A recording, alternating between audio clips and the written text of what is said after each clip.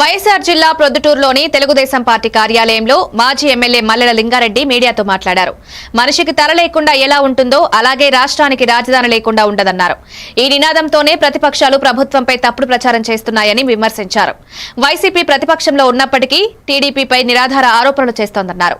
రానున్న రోజుల్లో నారా చంద్రబాబు నాయుడు నాయకత్వంలో అమరావతి అద్భుత రాజధానిగా రూపుదిద్దుకుంటుందని, ఎన్ని అడ్డంకులొచ్చినా రాజధాని నిర్మాణం పూర్తవుతుందని స్పష్టం చేశారు.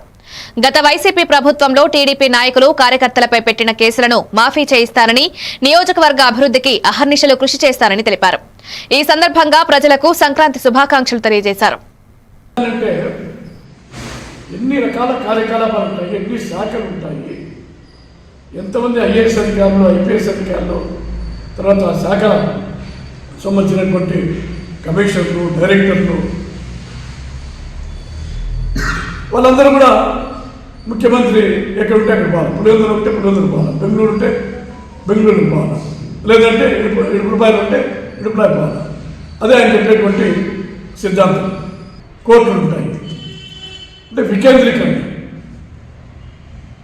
మేము ఒకటి అడుగుతున్నాం, నువ్వు వికేంద్రీకరణ అని చెప్పినావు.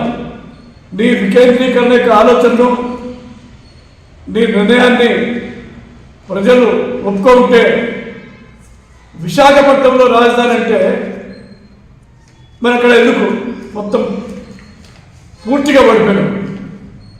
లేకపోతే నీకు నీ పార్టీకి పుట్టగతుల్లో భవిష్యత్తులో ఈ రాష్ట్రాన్ని నువ్వు ఇంతవరకు విధ్వంసం చేసి చాలా పునర్నిర్మాణం చేస్తా అంటే ఆ పునర్నిర్మాణం చేసినటువంటి రాజధాని కానీ రాష్ట్రాన్ని కానీ తిరిగి అధికారంలోకి వచ్చి